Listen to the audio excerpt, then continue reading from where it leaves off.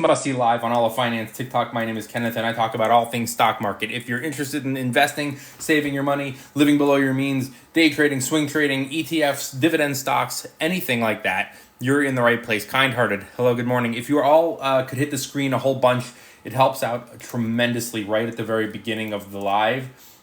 TikTok pushes out lives that are new and getting lots of likes. So you can see there's 5 people in here right now. Hiya, hey, good morning.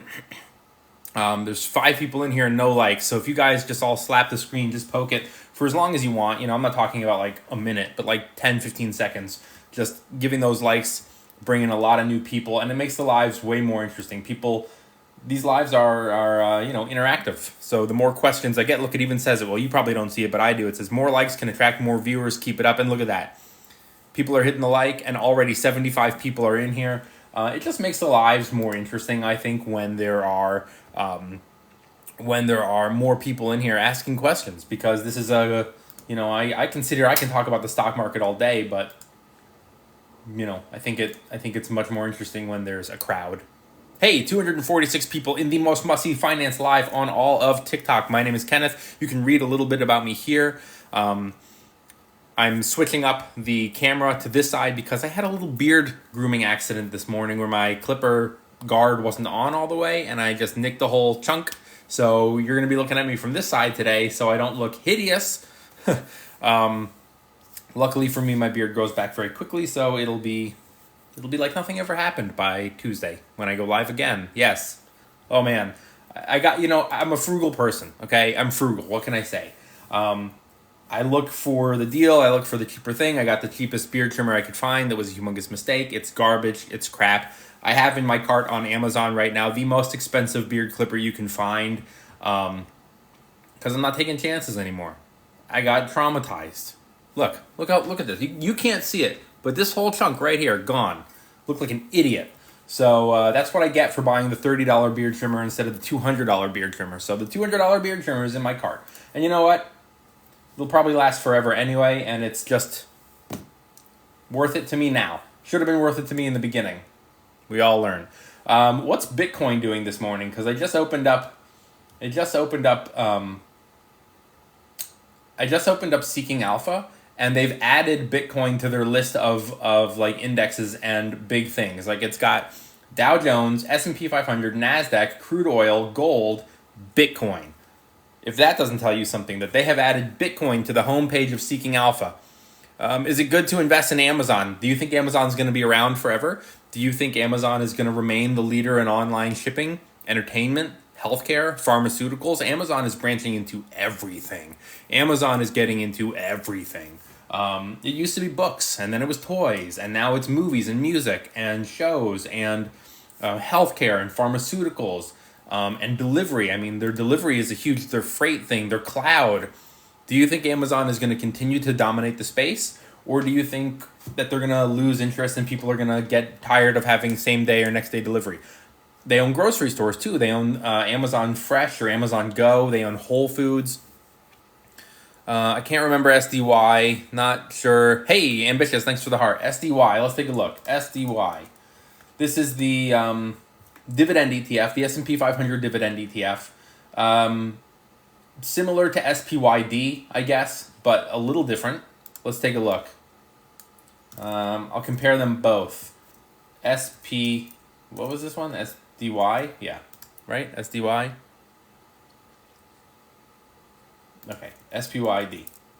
So these are the two S&P 500 dividend ETFs, SPYD and SDY. SDY has an expense ratio of 0.35.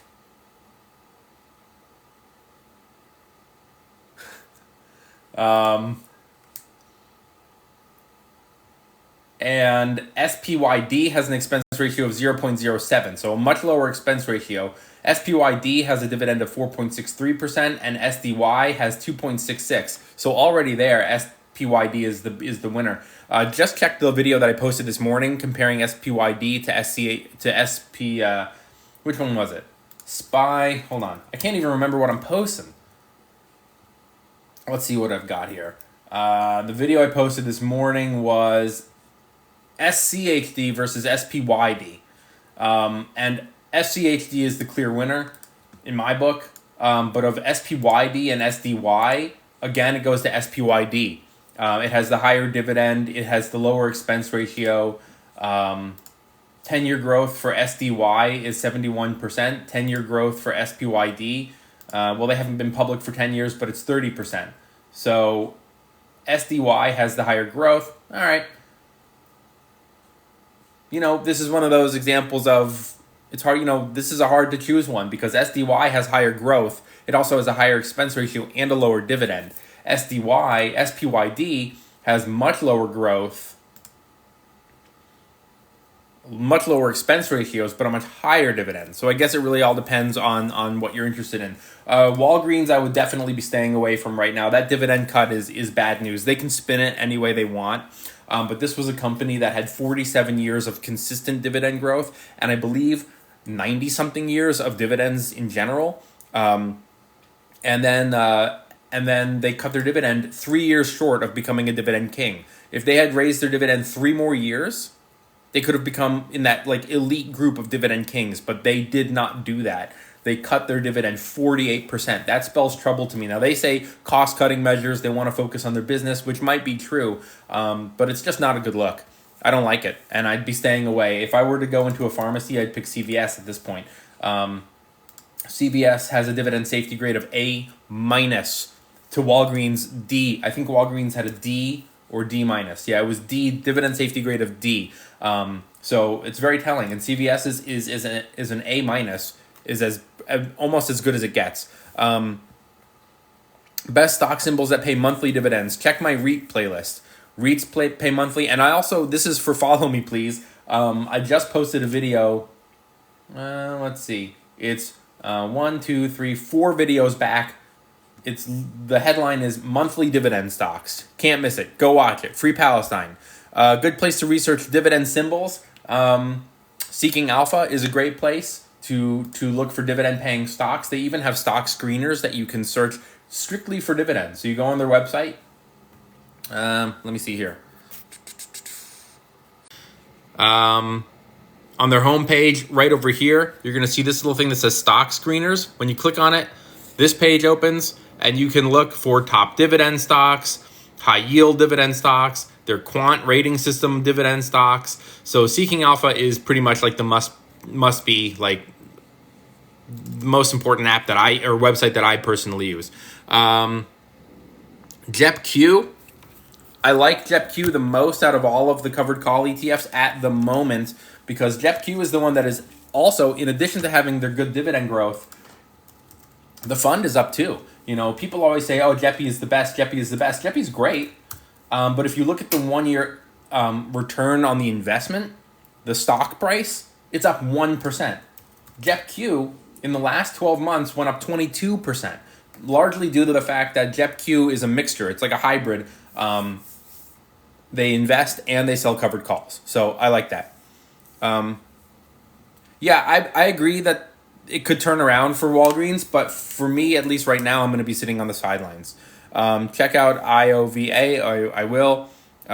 Pete says drugstores are the most expensive place to buy anything. I agree. Look, when I'm in a pinch and I have to go to a drugstore for something that I need urgently, I can't wait 2 days on Amazon, at the CVS, it's always $2 or $3 more, almost for everything.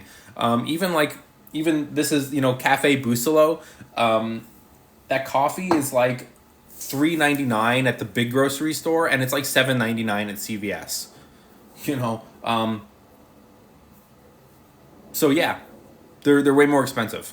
Let's see what I'm missing here. I have SPYI and I'm considering SPYD. They're two very, very different things. SPYI is a covered call ETF. It generates a lot of their money by selling covered calls. SPYD is a dividend ETF that focuses on dividend-paying stocks within the S&P 500. But check my videos, kind-hearted. When you leave this live, go look at the last few videos that I've done. I have... look what just finally posted. TikTok is so weird. I have a video called SPY versus SPYD. Then the 2 videos later is SCHD versus SPYD. So it kind of compares all the dividend ETFs that people like.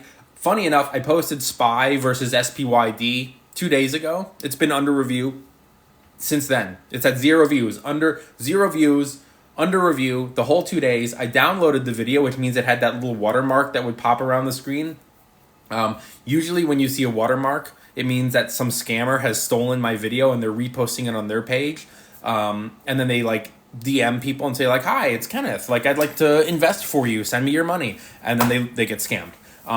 But I downloaded it with the watermark, same hashtags, same description, same everything, posted right away. So why did the original one get halted for 2 days? Couldn't tell you. But I just see now on my computer, I'm looking, it has 139 views. So it must have started. Walgreens has hiring issues with pharmaceuticals. I've heard about that. What positions? This is for Victor. I don't know if you're still in here. By the way, if you're in this live, don't leave. I try to get to every question. Usually what I do is I work my way. I go to the bottom. I work my way up until I get to the last one. Then I go again. So I get to everyone. I promise I'll read all your questions. Victor, what positions do you think are attractive for this year? I don't make predictions. I don't give financial advice. And saying, here are the 5 stocks that I think will do well, can be perceived as giving financial advice. With that disclaimer out there, I think tech stocks have had a hell of a run last year. I think they could still go up, but I think it's unlikely that we're going to see NVIDIA go up 200% last year and 200% this year.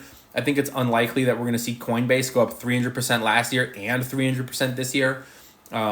Same with a lot of big tech companies. I think they had their run last year. And with the rumors that the Fed is cutting rates, what I think is going to happen, and I could be wrong, I wouldn't be upset if I was wrong, by the way. Like, people are going to go like, haha, you were wrong. It's like, cool, that's fine. I have a lot of tech stocks. I think that when the Fed cuts rates, people are going to go out of tech and into dividends to get those higher yields, safer yields. Everyone's saying, oh, open a savings account, get a CD, get this and that have these high rates right now. When the Fed cuts those rates are going to come down. So those 4% at a bank, it's going to go to 3, it's going to go to 2 again. Maybe not this year, but over time. And people will take their money and they'll go back into dividend stocks. So you're saying, what positions do you think are attractive? Dividends, I think, are attractive. And I still think tech is going to be attractive. I just think this year might be a little bit slower, which might present a buying opportunity for you. So Apple, for example, was almost $200 a couple weeks ago. Now it's in the 180s. I've been buying. I haven't been loading up, like I haven't been going and buying like dozens and dozens of shares at every time. But every time Apple is significantly lower, and I would say from 200 to 180, it's lower. Could it go even lower? Of course. Am I sure that it will? Please hold. No. So I'm not buying my whole position. If I wanted another 25 shares of Apple, for example, I wouldn't buy them all today. But I wouldn't also wait because I think it's going lower. So I'm buying a couple shares. Maybe I'm buying 5 at a time, 2 at a time. And if Apple continues to drop, I'll continue to buy more. I don't like this method, by the way, of buying more of a stock that's losing a lot of value if it's a garbage stock, if it's high debt, if it's overvalued, if they're cutting their dividend, if they have money problems, growth problems, if it's a bad stock, like a Peloton, for example. I wouldn't keep averaging down because you're throwing your money away, likely. No guarantees, but that's how I view it. But with something like Apple, a $3 trillion company, I'm not worried if this thing goes from 200 to 150. I would go on a buying spree like you've never seen, because I think long term it recovers. Lucid, only put in what you're willing to lose. Inflation rose in December, so Fed will probably cut rates mid-year, probably, who knows? Exactly, who knows? And that's the thing, like, who knows what they're going to do? So you see all these people sitting there saying, I'm waiting. This year it's going to drop 30%. This year it's going to drop. This year recession. Well, they said that last year too. And, they can say it every year, and eventually they'll be right. But that's not how I want to go about investing in things. Like, a great analogy would be housing, A long time ago, I was living at home. I was working double shifts in a restaurant. I was making like $10 an hour. I did it for a couple years, and every dollar I made went right into savings. And I got to a point where I had like $90,000 in savings because I wasn't paying rent. I didn't have student loans. I didn't have a social life because I worked, on Fridays and Saturdays. I was working, and making a lot of money. And I had all this money, and I said, oh, I should buy a studio apartment because it's $90,000, and I should just start renting it for income. And I talked to a realtor, and he was like, I talked to a real estate like attorney, and he was like, home prices, you will never see a studio for more than 90,000 in Washington D.C. And I was like, really? Because like they keep going, like, you know. And he was like, no, this is the absolute height of the market. It's never going to get higher. Well, of course he was wrong. Now a studio is $250,000 in Washington D.C. So people who sit on the sidelines and wait miss opportunities. So I'm not sitting and waiting. In other words, I'm buying Apple stock. I'm buying more every time that I want. A. Noel says, I love that you invested in WWE because you care about wrestling. I love pro wrestling. This is the way that I've invested. Before I knew anything about the stock market, I invested in what I loved. And that was it. I didn't know what a disruptor was. I didn't know what a low price to earnings ratio. I didn't know anything. I knew I love wrestling. It's going public. I'm buying it. I have Apple products. I love it. I'm buying it. When I was a little kid, I loved McDonald's. That was the first time I ever heard about the stock market. I was like under 10, and my mom said, if you love McDonald's so much, you should just buy McDonald's. You should own McDonald's. And I was blown away. I was like, I can own this? And we got on the phone, called the stockbroker because it was the 90s, and got McDonald's stock. Meta, Facebook. I was a huge Facebook fan early. I don't use it anymore, but I loved it back then. And I had to have it on IPO day. I bought it, and that's the way I used to invest. So it's a good starting place. It doesn't mean just because you love something that it's gonna be a great investment, but it's definitely a good place to start. Target price for Apple in the near term. Near term. I don't know. Let's see here. Every time I do these lives, I forget to have my Thinkorswim working, and when I go to open it, there's always like, oh, the app closed out due to inactivity. So then I have to log back in, and it takes a minute. So no, I do not short. Generally speaking, I don't short stocks because I'm a long-term investor, and if I think ASML, okay, if I think the markets are dropping, then I gear up to buy more at the dip. But shorting, some people like to do it, and as long as it's short term and you look at the charts and you understand what's going on, I'm not against it. It's just not for me. ASML is $700 per share. In the last 12 months, it's up 24%. In the last 5 years, it's up 346%, which is massive.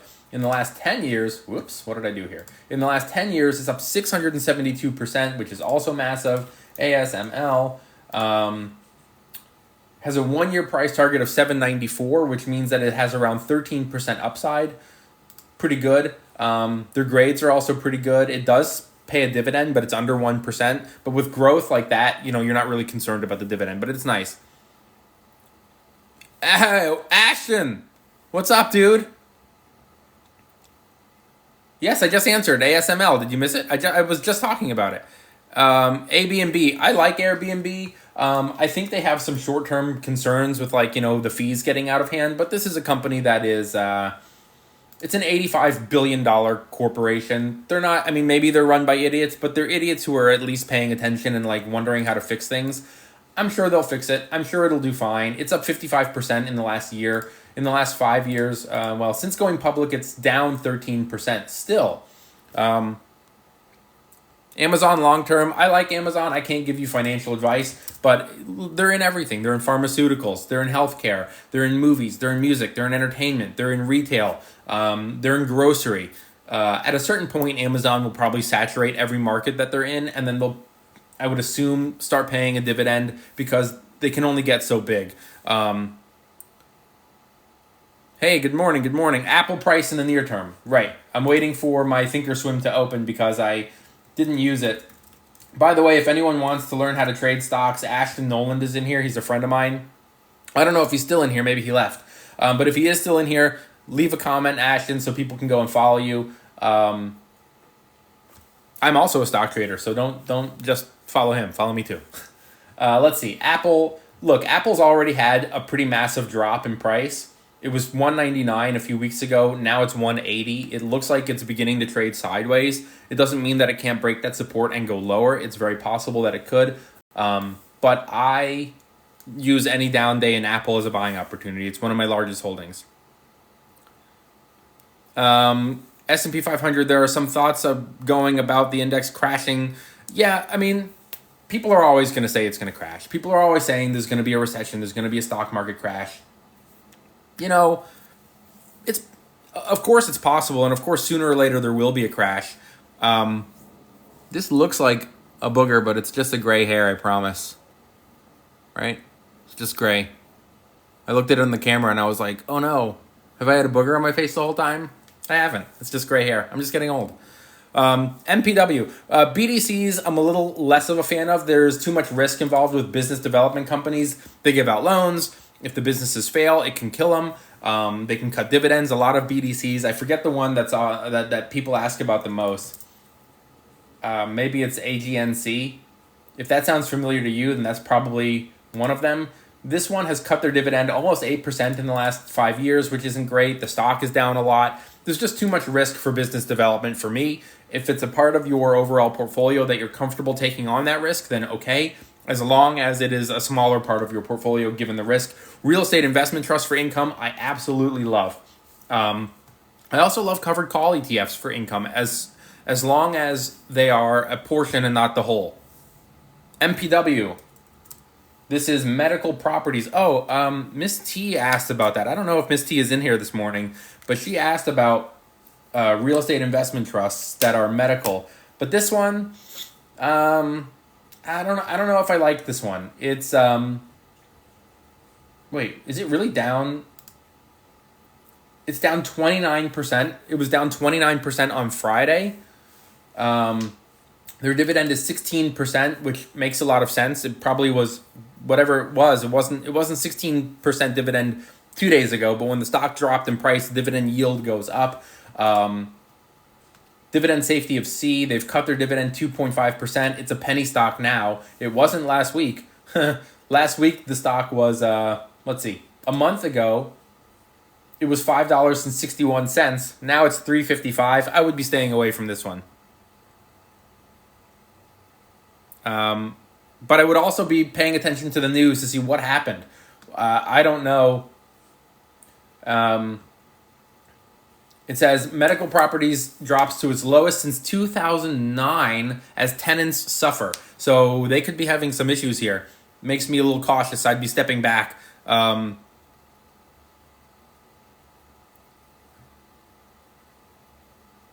Will Lucid survive? I don't know.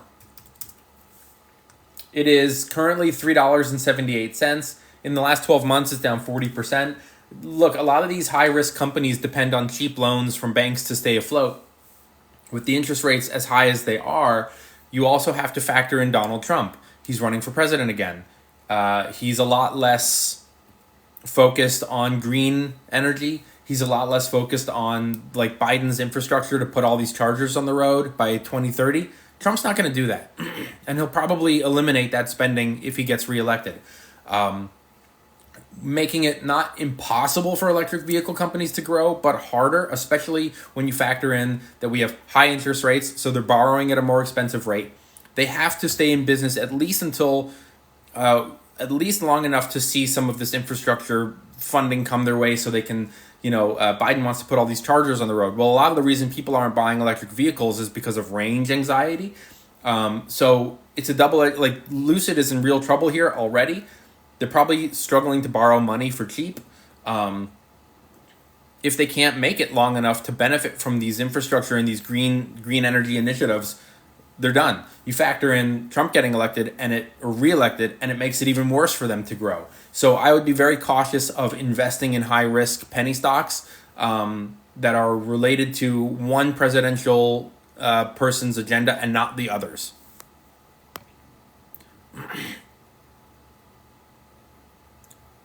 Is it trustworthy having a few shares of Microsoft? I honestly can't afford but one share every so often.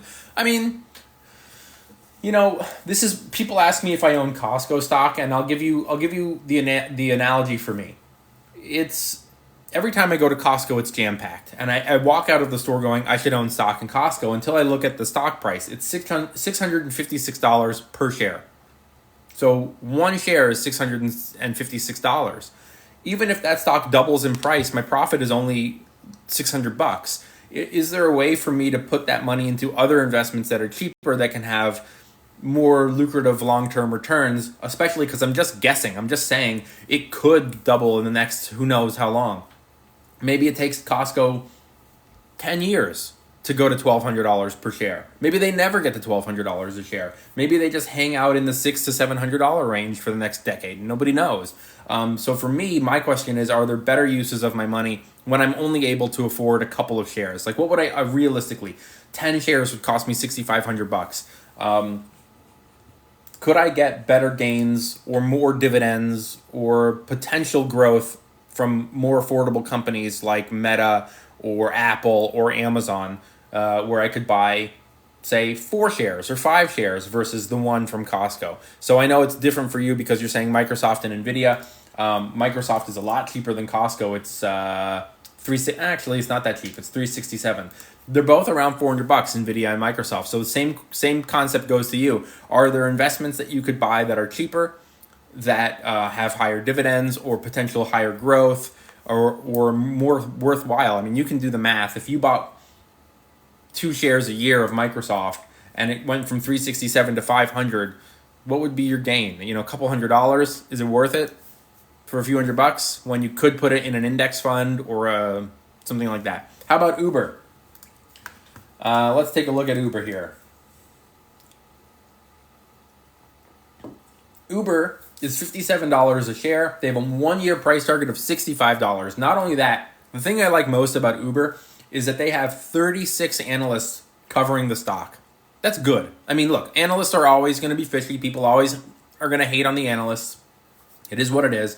But it still confirms my feelings towards the stock when I see a lot of analysts are bullish or bearish on a company. If there are 36 analysts and 30 of them say sell it, I'm not going near that stock.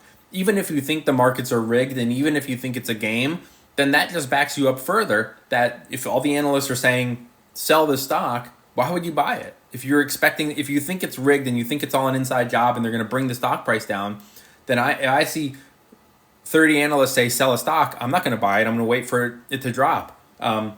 On the other hand, those 30 analysts could be saying sell it because they're doing a deep dive on the company and they think it's a garbage investment.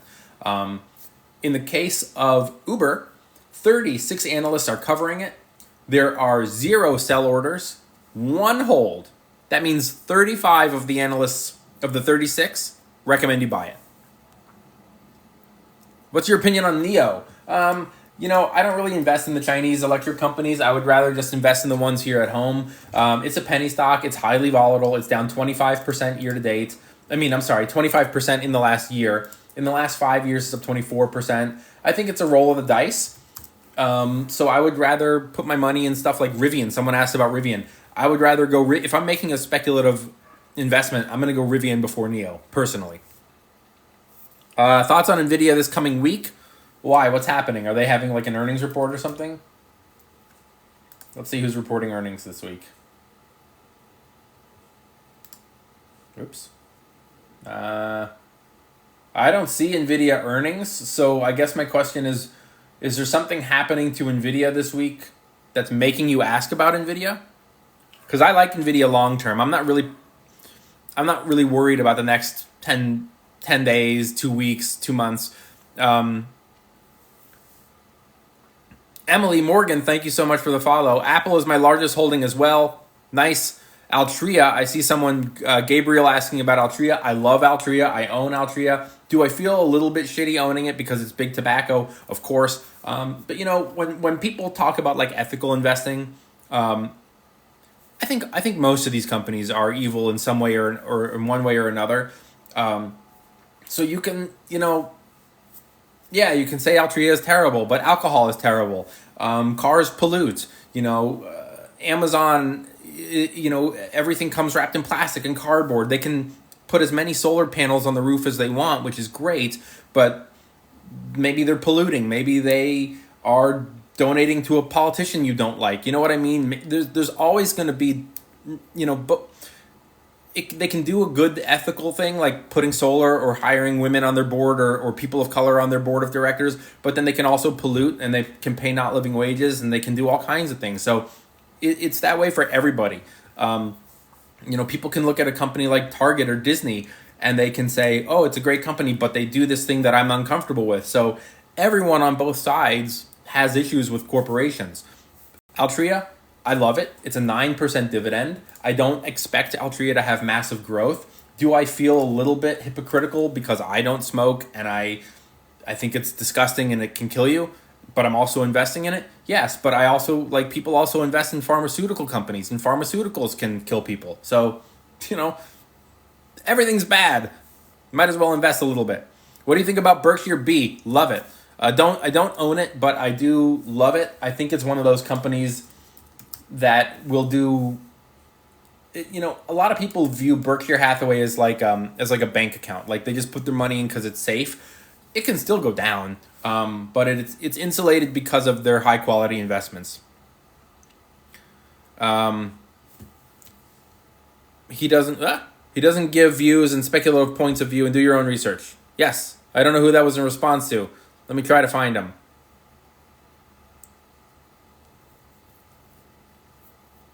Philly sports fan comes in and says, you need serious therapy if you're coming on TikTok for financial advice, and then he leaves. I love it when people do that. Like they come in, they troll, and then they leave. What do you think of Rivian? I love it. I own it. But it is a very small part of my portfolio. Oh, actually, maybe he didn't leave because he's like reposting this over and over. So he's probably in here spamming the chat. Rivians are nice, and I'm seeing them more and more on the roads. Yes, I live in DC, and there's a Rivian. I see a Rivian almost once or twice a day now, which is up dramatically. Which one is 34 of 35 buys? Uber. That's for Flower Child. Uber has 36 analysts covering the stock. 35 of the analysts recommend you buy it. I can't recommend you buy it, but they can for some reason. What about the largest food company? I don't like Nestle because of a lot of human trafficking allegations, human trafficking, slavery. What was the thing about water? Where they're trying to privatize water. There's a lot of evil. You can just go on Google and type in Nestle evil, and there's a lot of articles that'll pop up about how this company's evil. So for me, that's the one we were talking about. Is it hypocritical to invest in things? Everyone has things you're going to disagree with, like me with Altria. I disagree with it, but I can still see that it's a good investment, or it has a good dividend. But then you ask me about Nestle, and I go, I wouldn't touch it. I just can't invest in this company.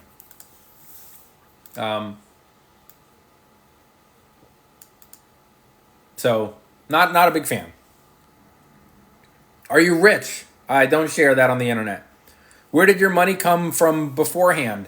Beforehand, I worked minimum wage jobs. I worked in a restaurant for 4 years as a line cook and an expediter, and I made around $10 to $12 an hour, and I worked double shifts for almost the entirety of my career there. I was in my early 20s. So I made a lot of money, and I put it all in savings. And I lived at home. So that was a huge savings. I didn't go to college, so I have no debt. I have no student loans. So the combination of no debt plus a decent amount of income through working these double shifts, combined with the fact that I lived at home and didn't have to pay rent for a long time, that's where my money came from. And now I live below my means. I don't have kids. I don't have pets. So I'm able to keep my costs even lower. iClean. I'm not a fan of iClean. It's a global clean energy ETF, which I like. Clean energy would be great. However, the fund sucks. It's down 21% or 23% in the last 12 months. Since its inception, it's down 68%. In the last 5 years, it did have a little bit of a move upward. It's up 72% in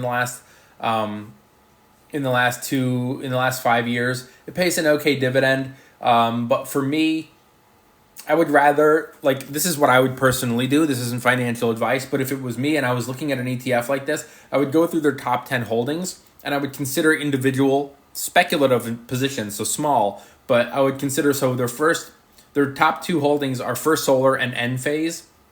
I also see Solar Edge lower down on the list.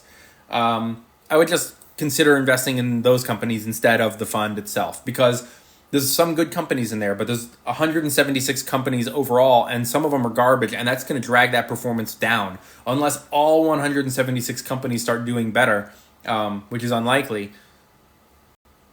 I think there's going to be a few in the bunch that lead the way, but the performance could still be overall pulled down because of some of their laggards. So I would just own individually. Go out, get out of here. I don't go live with people I don't know. Palantir, I love Palantir. I own Palantir. I think that their government contracts are going to be beneficial to them, and their cloud and AI.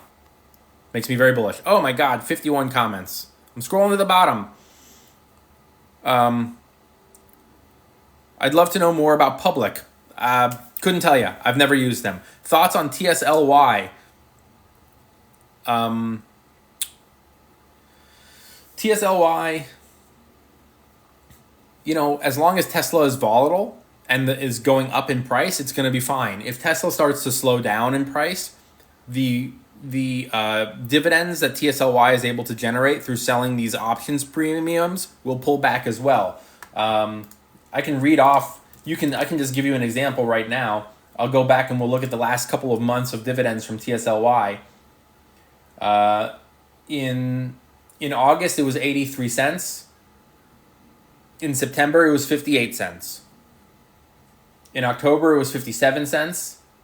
In November, it was 58 cents. In December, it was 60 cents. And in January, it was 55 cents. So from 83 to 55 in 6 months, if Tesla becomes a less volatile stock, which is entirely possible in the future, then the dividend premiums will drop as well. If Tesla has a bad year, then the fund TSLY will lose value as well. So it's a double like gut punch. You're losing on the investment and you're losing on the dividend income. So it's a great way to get really, really wrecked if it is a large part of your portfolio, which I would not personally do. Is Public a good app to use for stock market? I've never used Public, so I can't speak to it. I'm sure some people in the comments are commenting. Benja says, do you invest in bonds? I don't recommend or not recommend anything because I don't give financial advice, but I'll tell you who owns bonds. My mom. My mom owns bonds. I don't own bonds. Bonds are generally seen as an investment for older people. Not that it's like an old person investment, but because hopefully the old people have made their money. They're not looking to the stock market to make more money. They want to preserve what they have and make a little extra. But they're not being greedy. They're not taking big risks. So they go to bonds. It gives them a little extra income or a little extra, money coming in through the interest. But nothing crazy, nothing high risk because they've made their money. If you are under 70 and you haven't made your money, put that money in stocks or crypto or real estate where you can have higher returns. Bonds are too safe for young people. I wouldn't touch them. Not that they're bad. They're just, if I had $1,000 to invest, I'd rather put it in a growth-based ETF or a dividend ETF or a stock that I really like or a few stocks that I like and divide that money up. JP Morgan, I don't get asked about JP Morgan a lot in these lives. In fact, I think this might be the first time someone's ever asked me about JP Morgan. So Abby, I hope you're still in here. JP Morgan is $172 a share. Their 1-year price target is $181, so not a lot of growth. But they do have a moderate buy rating from the analysts. 18 analysts covering JP Morgan, 0 sells, 5 holds, 13 buy recommendations. JP Morgan also, I'm assuming, has a dividend. It's 2.4%, which is fine. It's $4.20 per year. So in addition to the growth, JP Morgan stock last year went up 27%. If the Fed cuts rates, that could benefit probably banks. Let me look.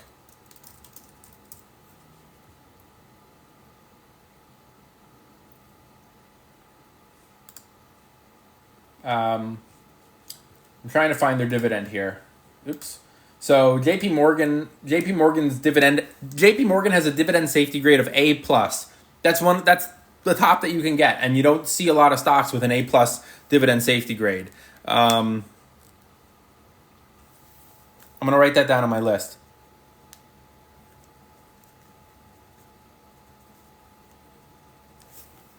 That's pretty impressive. They've also got 9 years of dividend growth, and in the last 5 years, they've raised their dividend 8.55%, which is incredible. Decker Brands. Decker.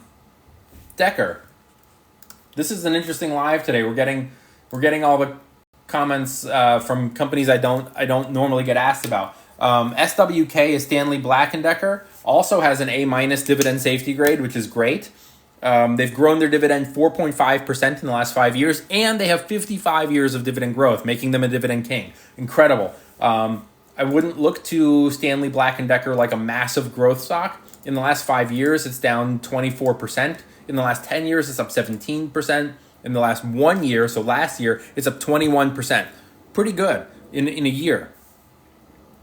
What about ARM? I'm sitting on the sidelines for ARM right now. I already own NVIDIA, so I don't need to own more. But I think it'll probably be fine long term. Take profits in JPM is what someone else says.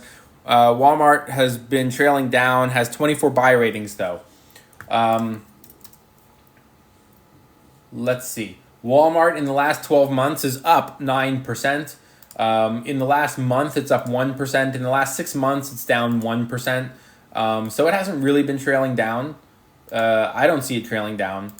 I mean, maybe short term, maybe in the last few days. In the last 5 days, it's down 1%, but 5 days mean nothing. I want to see that it's down 20% in a year. Then we're trailing down. But just 5 days, the first couple days of the year, it's already been rough for a lot of companies. Walmart has, let's see here, Walmart has 29, just like you said, and a 1 year price target of 179, which would be up 14%, which would be pretty good for Walmart. What's their dividend safety grade? It's B. But they have 50 years of dividend growth.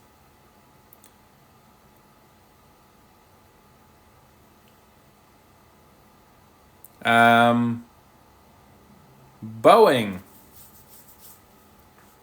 I hope you heard, for DFW, I hope you heard about the Decker Brands. We just covered it. Boeing, BA, let's take a look at Boeing here. Currently does not pay a dividend. The stock is up 21% in the last 12 months. It's down 24% in the last 5 years, and it's up 75% in the last 10 years. So a little mixed bag here from Boeing. They have a 1 year price target of, when it loads, I'll tell you. So it's currently $249. Their 1 year price target is $279. There are 21 analysts covering Boeing, 0 sells, 3 holds, 18 buy recommendations. Can you teach me how to read algorithms? No, but I can teach you how to read technical analysis, like charts. By the way, go to my YouTube channel. I have 2 playlists on technical analysis and stock trading, if that's what you mean and that's what you're interested in. Also go to my website. I can't tag it here in the side. I can't write my website because TikTok will suppress the views. They don't like promoting outside websites. I think maybe to cut back on spam. But my website is just my first name and my last name. It's kennethsuna.com. Click on the menu. There's a free resource guide. And when I say free resource guide, I mean totally free. It's not one of these things where I say it's free and then you go on my website and I say, give me your email and I'll send it to you. So then I can bombard you with emails like, I'm selling a product, I'm selling a course, I'm selling a book, buy my one-on-ones. I'm not about that. It's free. Go on the website, kennethsuna.com, click on the menu. I have 2 things that are free. One is my resource guide, which breaks down every website that I use to do my own research. The other is a fundamental analysis template that allows you to do your own stock fight, maybe not videos, but analysis. So I get comments from people saying, which one is better? Oh, I saw someone also ask about Dutch Bros. I don't know if you're still in the chat, but I'll get to Dutch Bros in a second. Which one is better, Coke or Pepsi? Which one is better, Dutch Bros or Starbucks? You can then download this template and input your own data. Let's go and look at Dutch Bros. Can I remember their symbol? It's Bros. Dutch Bros is up 4.75% in the last 1 year, so not great. There's no dividend. Since going public, it's down 41%. I view Dutch Bros as speculative simply because to break into the coffee space and disrupt the whole space would require something really unusual. Starbucks is already everywhere, and I know people are angry at them with the Palestine and the Israel, and they're anti-union and all of that stuff. But at the end of the day, Starbucks dominates whether you like it or not. TikTok is a little bit of a bubble. You know, I open up TikTok and every post that I see about Starbucks is we're boycotting. The stock is a loser. I go to any I'm in DC. There's Starbucks on every block. Every time I walk past one, it's packed. So, you know, people on TikTok can live in a little bit of a bubble. Outside of that, though, you know, you're not going to take down I just don't think you're going to take down Starbucks. So I like Dutch Bros, but I would treat it speculatively as like a small investment in a regional coffee place that might expand. But I just don't see it. I see it maybe existing in the space, but not becoming the leader.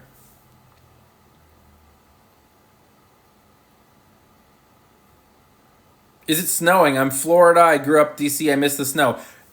Hey, Wilma, I don't know where you live in DC or how old you are, but I'm born and raised in DC, so maybe we know each other. JEPQ, I like JEPQ. It's up, which is because they invest in the stocks and they sell covered calls. So they do like a hybrid approach, which I think is great for covered call ETFs.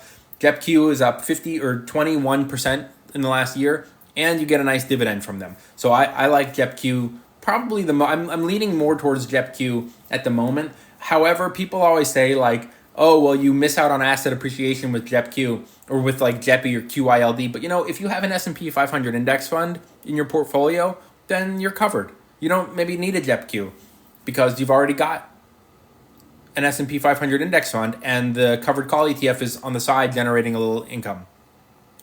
Rivian. Intel for the long term. All right, I've caught up. I'm going to the bottom. Oops. I want to read Pete's comment. People talk big about boycotting. Yes, people talk big about it. And, you know, I don't remember which airline it was. It was a couple years ago. There was an old guy on the plane, and a flight attendant punched this old man in the face and dragged him off the plane. And it went viral. It was all over the internet.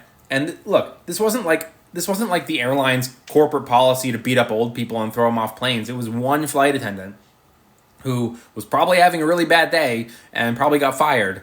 But the hysteria around canceling this airline, I'm never flying this airline again. How could they do this? How could they do this? I guarantee you, those people who said, I'm never flying this airline again, 6 months later when they went to book their family vacation, if that airline had the cheapest flight, they were booking that flight. They probably even forgot that they said they were going to boycott it, you know? So I think long term, whether you like them or not, Starbucks will be fine. And people forget, you know? I mean, I'm sure some of the people who said I'm boycotting this airline forgot all about it 3 weeks later. And I'm sure some of them who didn't forget went on and they saw that price and they went, oh, it's the cheapest flight. I'm going to do it. We were in the airport the other day. Starbucks was packed. There was a line around the corner to get into the Starbucks. And it was mostly young people, too, who were probably on TikTok watching, you know, all this cancels Starbucks stuff. Bushi is saying something. What are you saying? Everyone's laughing. What about Ford? Look, I love Ford. However, Ford has a dividend safety grade of F. I'm making a video, which will be up later, probably this week, on, I think it's 8 companies. I can give you a little spoiler, a preview. On the 8 companies, there are 8 companies with a dividend safety grade of F. Now, we all saw Walgreens cut their dividend 48%, and Walgreens had a dividend safety grade of D, and they cut their dividend. So here are the 8 companies that I'm working on this video for later this week that are planning on cutting their dividend. Nike, these are all dividend safety grade of F. So you can't go below. There's no D or below, it's F. Nike, Ford, Krispy Kreme, General Motors, GlaxoSmithKline, the pharmaceutical company, The Gap, the Intercontinental Hotel Group, or Intercoastal or whatever it's called, and Honda Motor Company. All these companies have dividend safety grades of F. So I love Ford. I would be very cautious if I were investing in this company for their dividend, which is great. It's a 5% dividend, and I own a lot of Ford, so I'll be very disappointed if they cut their dividend. But they've cut their dividend in the past, and they've reinstated it. So I'm a little wait and see. Christian Investor says, good morning. I just wanted to let you know that I really appreciate your content. Thank you. That really means a lot. SCHD is good hold. Take profit. What are your thoughts on T-bills? Same thing as regular bonds. They're fine, but I'd rather put my money in high growth stocks. Bonds, treasury bills, they're popular on TikTok now for some reason, which is odd to me because bonds and treasury bills used to be like considered like old people investments. Old people in the sense that they've made their money and now they just want to preserve it, and so they're going to buy bonds. Young people shouldn't be doing that. I heard a story once from someone who got a job somewhere where there was like their retirement plan was being set up through their employer, and the guy came in and he said, you've got three options here, and he's group presentation. He said, you've got three options: aggressive, moderate, low risk. And this one person said low risk, 22 years old, right out of college, low risk. Everyone else in the room said aggressive. 10 years later, the person who said low risk looked at their money and they were only up like $2,000 or $3,000 over the last 10 years. And everyone else, they were like, oh my God, my portfolio is up, 200%. I put in 10,000 and now I have this massive amount of growth for everyone, but this one person who picked low risk. And she's looking at this number going, how come mine is below everyone else's? And they were like, well, we all picked aggressive and you picked low risk. Well, they put her in bonds where they put everyone else in stocks. So when you're 80, when you're 70, you can go into more bonds and treasury bills and stuff. When you're in your 30s, what are you wasting your time for? Put in an aggressive stuff. It doesn't have to mean aggressive stocks. It can be growth ETFs. It can be VGT, VUG, SPYG, anything with growth. Tech heavy and dividends, hybrid approach. But bonds, not for me. Ford. Well, Joey, I just talked about Ford for somebody else, so I hope you heard the answer. What does Chase know that we don't know? They're opening up a ton of locations everywhere. I wish I knew why there were so many banks. Why are there so many banks?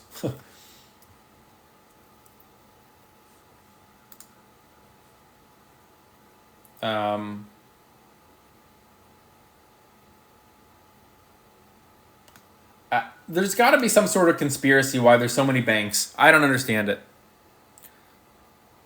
Did you cover Costco or Caterpillar? I have in the past. I haven't today. If you're still in here, AMC, I can do it right now. I like Caterpillar, especially with all this infrastructure that we're doing. Caterpillar's up 20% in the last year. It's up 125% in the last 5 years. It's up 219% in the last 10 years. They have a pretty okay dividend of 1.8%. It's not great. They have a dividend safety grade of A-. That's another one that's going on the list. I'm going to make a video later this week of stocks with A safety grades or above. Our infrastructure is a mess. It's crumbling. Oh, Costco is another one with an A+. That's going on the list too. Our infrastructure is crumbling, so Caterpillar is going to benefit from that. Costco, I love Costco, but it's expensive. So, for me, what could I buy? 10 shares? I'd rather put that money in something else.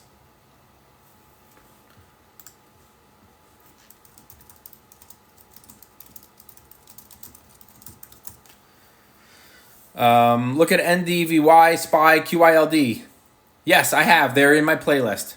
VTI or SCHD for long-term investing.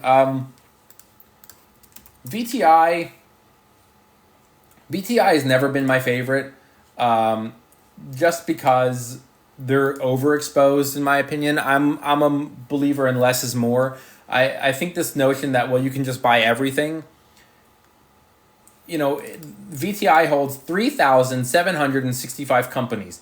And yes, their top 10 are the same top 10 as any S&P 500 index fund: Apple, Microsoft, Amazon, NVIDIA, Google, Meta, Tesla, Berkshire, United. That's the same in an S&P 500 index fund.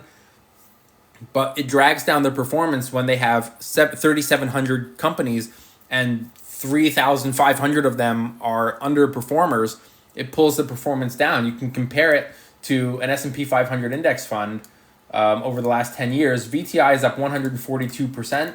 An S&P 500 index fund is up 153%. So it's around 11% higher with 3,200 fewer investments.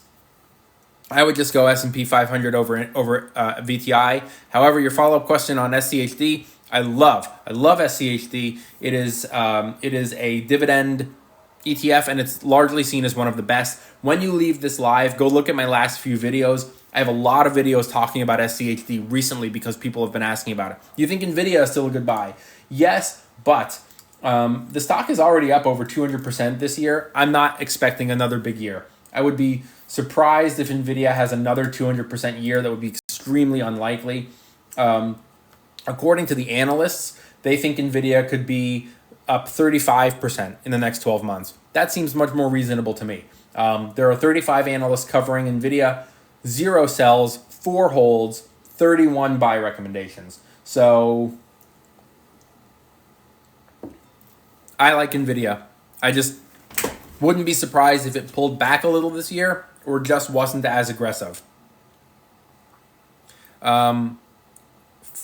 Flex says, ROI any good? I don't know what ROI you're talking about unless it's a stock. Oh. Are you talking about risk on international, or are you talking about return on investment as a term?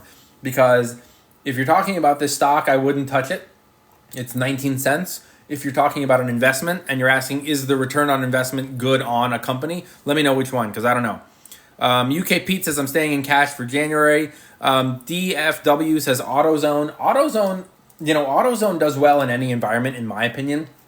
In a recession, people aren't buying new cars. Maybe they aren't going to mechanics or places to get their cars fixed. Maybe they're doing a lot of stuff themselves. So AutoZone gets the benefit of that. And in a good market, people are still going to AutoZone because they're buying new cars and they're buying accessories and they're buying cleaning supplies and tools and stuff like that. So AutoZone seems like one of those all-weather companies, you know what I mean, where it's good in any environment. They don't pay a dividend. The stock is up 420% in the last 10 years. AutoZone has a 1-year price target of... Man, this website's a little slow today. So AutoZone is currently $2,500 per share, $2,550. Their 1-year price target is $2,900, so it's around 15% upside, which is good. But you're talking about a stock that's $2,500 a share. So let's say you bought 1 share and it went from $2,500, or let's say it goes from $2,550 to $2,900, and you buy 1 share. You've made a 15% gain, but you've only made $350. So unless you're buying a massive position, which means you've got tons of money, I like it, but your return isn't going to be that great dollar amount. If you're only able to afford 1 or 2 shares, you're tying up an awful lot of money, almost $5,000 right now to get 2 shares to make $700. I would rather put that money in something higher growth that has a lower point of entry. That's what I would feel. Eli Lilly, this is for Jenny, Eli Lilly is $618 a share. They have a 1-year price target of $658. That's around a 6% move. So it's not great. There are 20 analysts covering it. 18 recommend you buy it. Eli Lilly, I'm sure, has a dividend. And it is 0.84%. So it's under 1%. It has an A+ safety grade, but you're getting almost nothing in dividends. And the growth was massive last year. It was up 72% last year. But this is another company that is $618. So let's say you bought 1 share when it was $362, and it's $618 now. $618, $362. You would have around a $250, $260 gain on your investment. So you'd be up 72%, but you'd only have $260 in profit. I would consider going somewhere else. Actually, I really like this. People are asking about these very expensive stocks today, and we keep saying, like, how far does your dollar go? This is a good comparison. I like this. I'm going to make a video.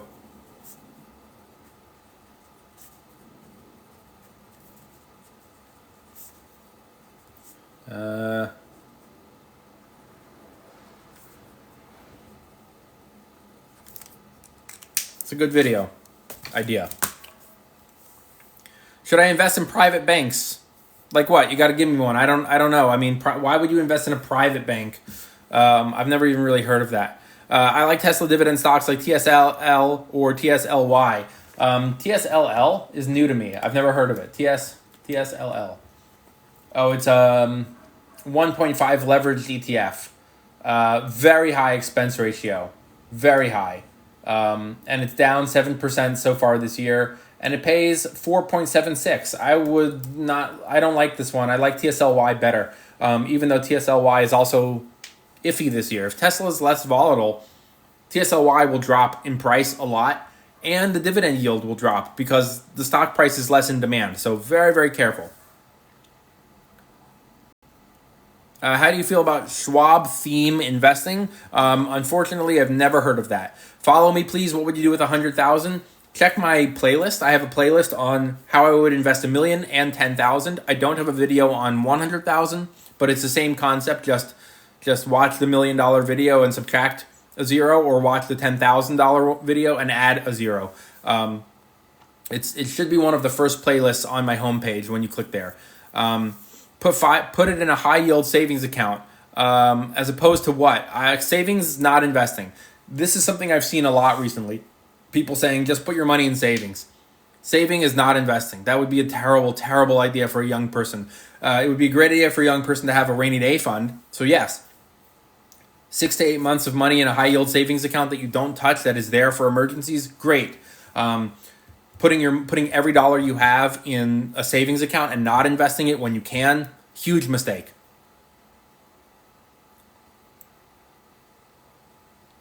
Thoughts on Huma? I've never heard of Huma. Is that Humasite?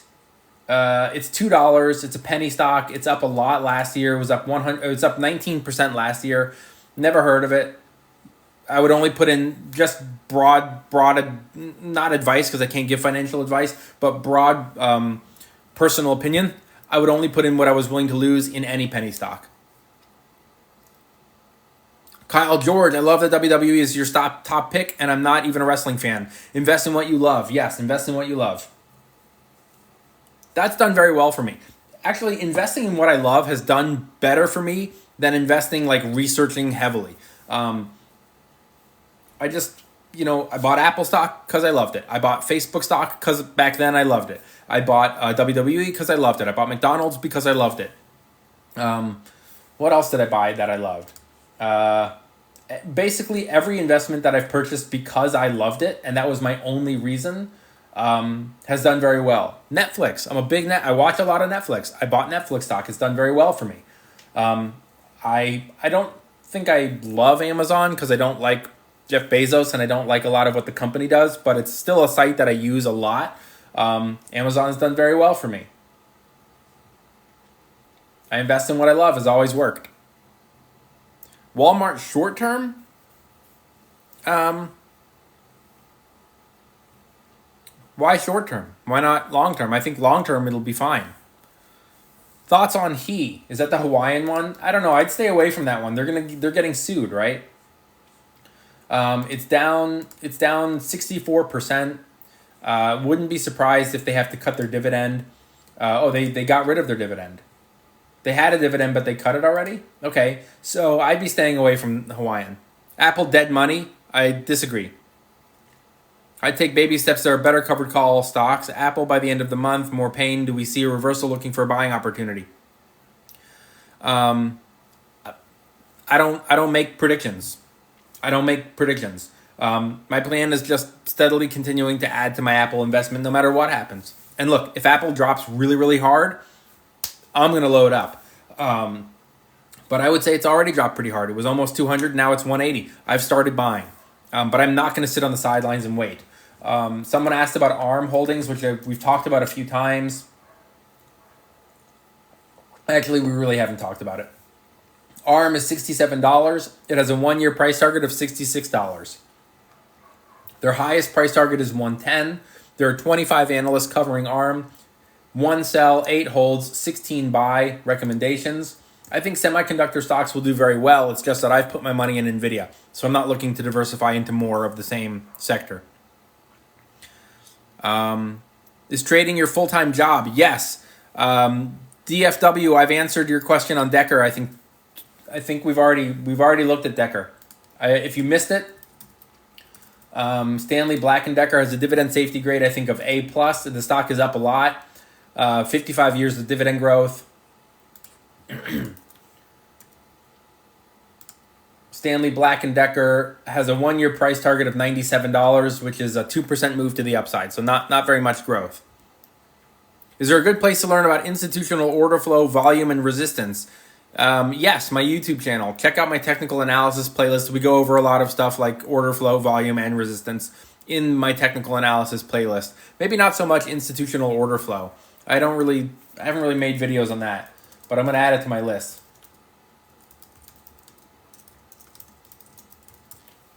Okay, caught up on those. Oh my God, 83 comments.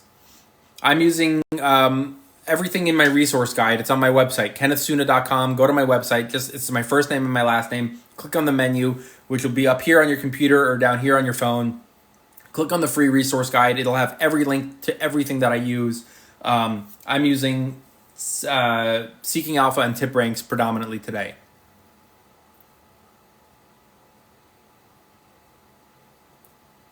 What am I missing that everyone's laughing about?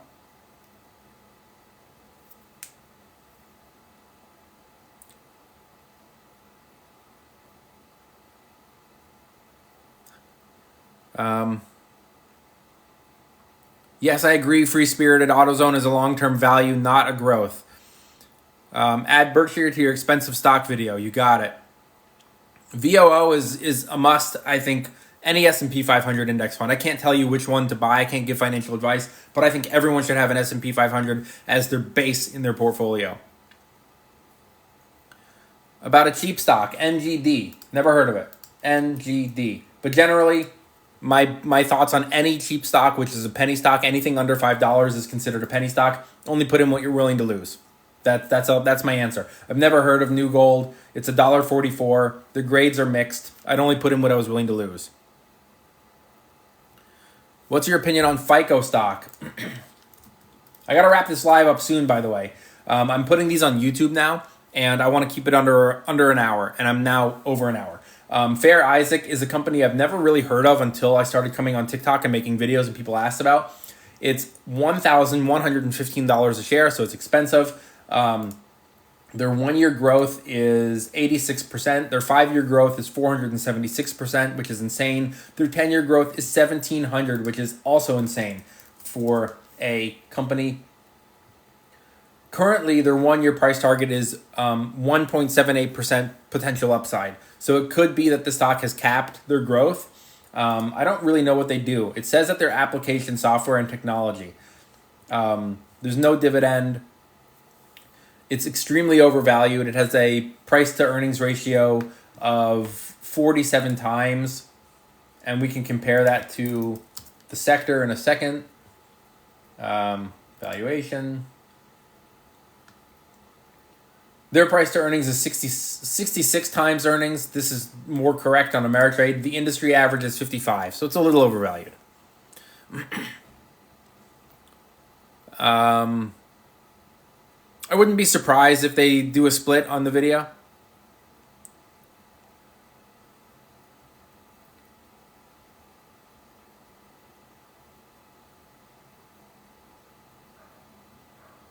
Can you buy fractional shares on many brokerages? On most you can. TD Ameritrade didn't allow it, but they've been purchased by Schwab that has something called slices. I think you can also on Fidelity. Dollar General I like. They got whooped this year. I think long term it's going to be fine. Dollar General is actually one of the stocks that's on my list. This was for Andrew. What are your thoughts on putting money into only VOO? If you're a casual, this is for Alan. If you're a casual investor and you don't care about the stock market, and you don't want to comb through anything and look at different ETFs, an S&P 500 can be your only investment, and it's fine. I've made a lot of videos on like I call it like a foundation, like a pyramid or something like that. But the foundation is always going to be index fund, and then after that, you can add more and more investments to it. I personally like a more diversified portfolio, with the foundation being the index, and then other things on top of that, like SCHD for dividends, VGT or QQQM for tech exposure. Then on top of that, individual companies if you want. If you're only interested in VOO, then something tells me you don't want to bother with individual stocks. And then at the very top, high risk, speculative, only what you're willing to lose. Nobody needs physical branch locations anymore. I think it's a real estate move. I wouldn't be surprised.